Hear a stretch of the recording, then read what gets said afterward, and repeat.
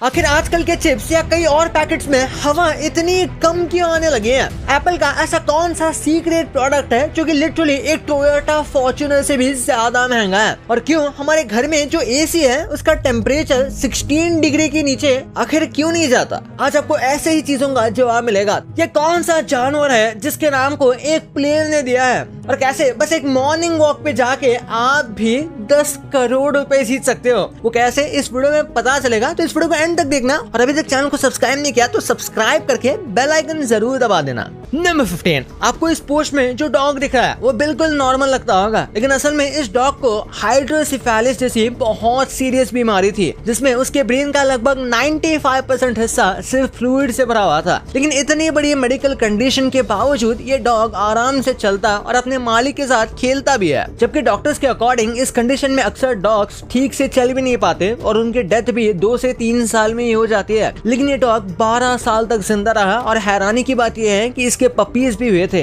ये medical science के लिए एक बहुत बड़ी मिस्ट्री है। नंबर 14, हॉलीवुड के फेमस एक्टर ब्रूस विलिस को 2023 में फ्रंटोटेम्पोरल डिमेंशिया हुआ था। ये एक डिसऑर्डर है। एफटीडी एक ब्रेन का डिसऑर्डर होता है जो दिमाग के फ्रंटल और टेम्पोरल लोब्स को डैमेज करता है। इसके बावजूद ब्रूस विलिस काफी नॉर्मल बिहेव करते नजर आते हैं। इसका रीजन उनकी वाइफ एमा विलिस ने बताया। ब्रूस को एक न्यूरोलॉजिकल कंडीशन है जिसे एनोसोग्नोसिया कहते हैं। इस कंडीशन में इंसान का दिमाग ये समझ ही नहीं पाता कि उसे कोई बीमारी है। एमा कहती है कि वो इससे एक ब्लेसिंग मानती है, क्योंकि इसमें ब्रूस को अपनी इलनेस की वजह से ना दुख का एहसास होता है ना ही डर का। नंबर 13, यूरोप के नेदरलैंड्स में Amsterdam government 1 lakh euro spend कर रही है सिर्फ कैनाल्स के पास स्पेशल ऐसे सीढ़ियां लगाने के लिए। ये क्यों कर रही है, ये सुनकर आप शॉक होने वाले हो, क्योंकि 2025 की शुरुआत में करीब 20 कैट्स कैनाल से बाहर नहीं आ पाने की वजह से मर गई थी। और इस प्रॉब्लम को सॉल्व करने के लिए कैनाल्स के किनारे छोटी सीढ़ियां लगाई जा रही है ताकि कैट्स क्लाइम करके सेफली ऊपर आ सके। वहाँ की कैट्स स्विमिंग तो इजीली कर लेती है, लेकिन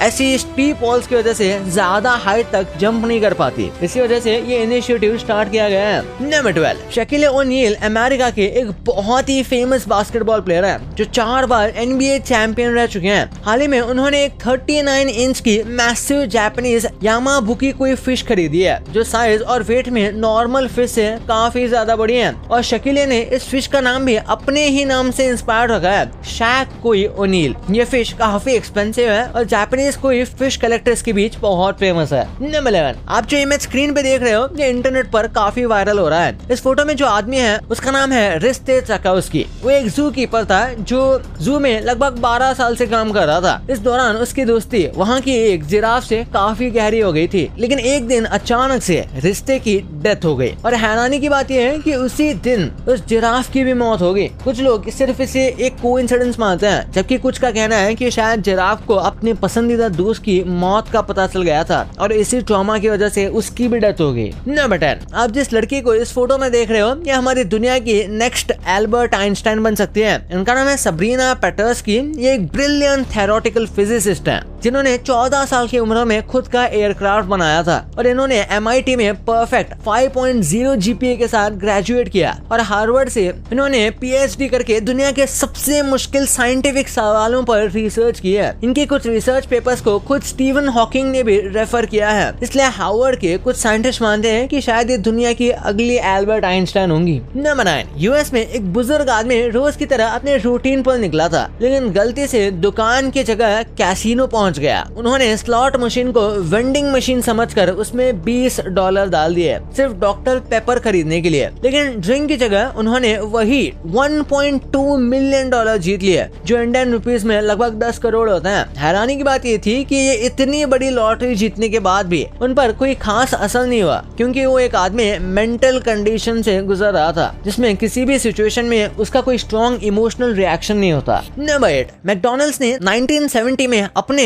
एक ऐसे प्लास्टिक स्टीयरिंग स्पून को लॉन्च किया था जिसका डिजाइन थोड़ा अलग और यूनिक था, लेकिन कुछ लोग इसका गलत इस्तेमाल करने लगे। इस स्पून का डिजाइन ऐसा था कि ड्रग एडिक्ट्स इसे कोकेन मेजर करने के लिए एक टाइनी शवल की तरह यूज करने लगे। लेकिन इस इलीगल यूसेज का पता चलने के बाद मैकडॉनल्ड्स ने इसे तुरंत बंद कर दिया और नई डिजाइन बदलकर फ्लैट पैडल वाला स्पून देना शुरू कर दिया। नंबर 7, वीरा लिंडन नाम की एक स्कूल कैफेटेरिया डायरेक्टर थी जिनको 9 साल की जेल हो गई थी, क्योंकि क्योंकि पैंडेमिक के दौरान वेरा ने लगभग 11,000 चिकन विंग्स चुरा लिए थे, जिनके वैल्यू टोटल $1.5 मिलियन थी, यानी 12.5 करोड़ से भी ज्यादा। जब कोविड की वजह से बच्चे घर से पढ़ रहे थे, तब भी स्कूल डिस्ट्रिक्ट मील्स प्रोवाइड कर रही थी। वेरा ने स्कूल फंड्स का मिसयूज करके एक्स्ट्रा चिकन विंग्स ऑर्डर किए और उन्हें स्कूल वैन से खुद पिकअप करती थी। लेकिन जब बिजनेस मैनेजर ने देखा कि फूड बजट $3 लाख से ज्यादा क्रॉस कर चुका है, तो इन्वेस्टिगेशन की। तब पता चला कि वीरा हड्डियों वाले चिकन विंग्स मंगवा रही थी, जो बच्चों को कभी सर्व ही नहीं किए जाते। ये सब उसने इसलिए किया क्योंकि उसे जुआ खेलने की लत लग चुकी थी,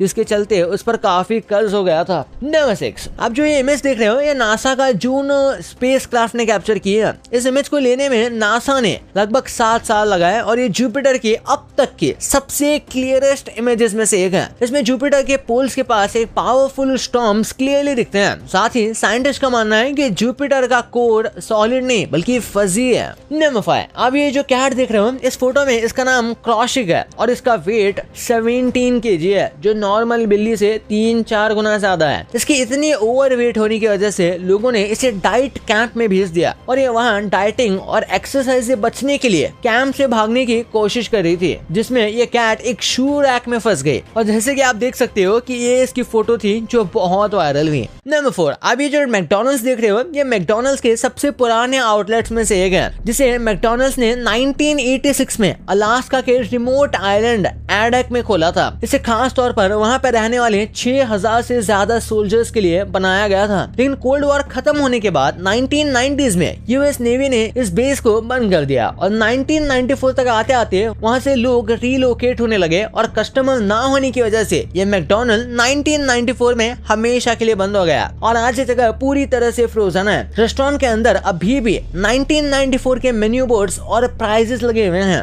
नंबर 3, क्या आपको पता है जापान के योकोहामा शहर में टेंशुको सोडान बार नाम का एक यूनिक बार है, जहाँ लोग ड्रिंक्स के साथ साथ कैरियर काउंसलिंग भी ले सकते हैं, वो भी फ्री में। इसलिए क्योंकि जापान का वर्क कल्चर बहुत सख्त और फॉर्मल होता है। ऑफिस में कैरियर चेंज करने की बात करना पॉसिबल नहीं होता, इसलिए ये बार रिलैक्स स्पेस देता है, जहाँ लोग बिना डर के अपने कैरियर स्ट्रेस और रेजिग्नेशन के बारे में बात कर सकते हैं। और इसे एक स्टाफ कंपनी चलाती है और यहाँ के बारटेंडर्स असल में कैरियर एक्सपर्ट्स होते हैं, जो लोगों को सही गाइडेंस देते हैं ताकि वो डिप्रेशन से बचकर सही कैरियर डिसीजंस ले सकें। नंबर 2, आखिर दुनिया का कौन सा आदमी है जिसके बैंक अकाउंट में कई कंट्रीज की जीडीपी से भी ज्यादा पैसे पड़े थे और हमारे घर में जो एसी है उसका टेम्परेचर 16 डिग्री के नीचे आखिर क्यों नहीं जाता? मैं आज आपको ऐसे ही इंटरेस्टिंग चीजें बताने वाला हूँ। सबसे पहले बात करते हैं बिल्लियों की अमेजिंग सर्वाइवल एबिलिटी की। क्या आपको पता है कि हम बिल्ली को हम कितनी भी ऊंचाई से गिरा दें, वो काफी केसेस में बच ही जाती है। 1987 में एक स्टडी हुई जिसमें न्यूयॉर्क सिटी में 132 बिल्लियों को ऑब्जर्व किया गया, जो एक्सीडेंटली सेकंड फ्लोर से लेकर 32nd फ्लोर तक गिर गई थी। रिजल्ट ये थे कि लगभग 90% कैट सर्वाइव कर गई, सिर्फ 37% बिल्लियों को सीरियस इंजरीज आई थी। और इंटरेस्टिंग फाइंडिंग कि चाहे बिल्ली 7th फ्लोर से गिरी हो या 32nd फ्लोर से, इंजरी लेवल लगभग सेम था। साइंटिफिक रीजन ये था कि ज्यादा हाइट से गिरते वक्त बिल्ली अपने पैरों को फैलाकर पैराशूट पोजीशन बनाती है, जिससे एयर रेजिस्टेंस बढ़ता है और टर्मिनल वेलोसिटी कम हो जाती है अराउंड 60 माइल्स पर आवर तक। बिल्लियों का फ्लेक्सिबल स्केलेटन और लाइटनिंग रिफ्लेक्स उनको मिड एयर में पोजीशन एडजस्ट करने देता है। हाँ, कई केसेस में लंग्स और रिब्स को इंटरनल डैमेज भी होता है, जो ट्रीटमेंट से ठीक हो जाता है। फिर नेक्स्ट है कि क्या आपको पता है कि एप्पल का एक ऐसा प्रोडक्ट भी है जो लिटरली एक टोयोटा फॉर्च्यूनर के प्राइस जितना आता है। यह है एप्पल का मैक प्रो वर्कस्टेशन पीसी, जिसका प्राइस लगभग 42 लाख है,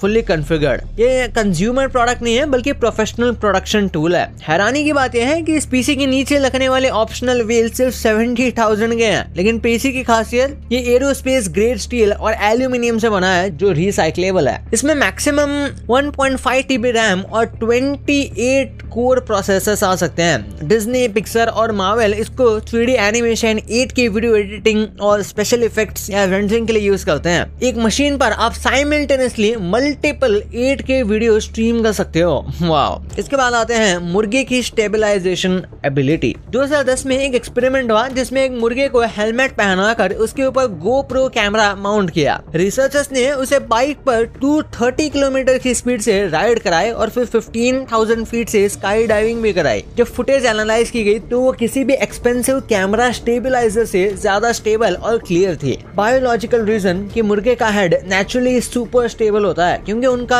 वेस्टिबुलो ऑक्यूलर रिफ्लेक्स बहुत पावरफुल होता है जो मूवमेंट के दौरान भी हेड को एक फिक्स पोजीशन में मेंटेन करता है। अब बात करते हैं दुनिया के एक्सीडेंटली सबसे अमीर इंसान के बारे में। आप लोग इलॉन मस्क को दुनिया का सबसे अमीर इंसान मानते होंगे जिनकी नेटवर्थ 400 बिलियन है, लेकिन एक बार एक इंसान थे क्रिस रेनॉल्ड्स नाम के जिसके पेपल अकाउंट में 92 क्वाड्रिलियन डॉलर्स शो हो रहे थे। ये अमाउंट इतनी ज्यादा है कि दुनिया के कई टॉप कंट्रीज की जीडीपी कंबाइन भी कर देना तो भी इतनी नहीं होगी, लेकिन ये सिर्फ 2 मिनट के लिए था क्योंकि पेपाल के सॉफ्टवेयर में मैसिव टेक्निकल ग्लिच हुआ। कंपनी ने तुरंत एरर डिटेक्ट करके करेक्ट कर दिया। क्रिस रेनॉल्ड्स ने ऑनेस्टली पेपाल को इन्फॉर्म भी किया। और लास्ट में है एसी का टेम्परेचर 16 डिग्री से ज्यादा नीचे क्यों नहीं जाता। चाहे किसी भी ब्रांड का एसी ले लो आप, जैसे डाइकिन, एलजी, सैमसंग, वो 16 से नीचे जाता ही नहीं। इसके पीछे टेक्निकल हेल्थ रीजंस है। सबसे इंपॉर्टेंट रीजन 16 से कम टेम्परेचर पर एसी के अंदर इवेपोरेटर कॉइल कंप्लीटली फ्रीज हो सकती है जिससे रेफ्रिजरेंट फ्लो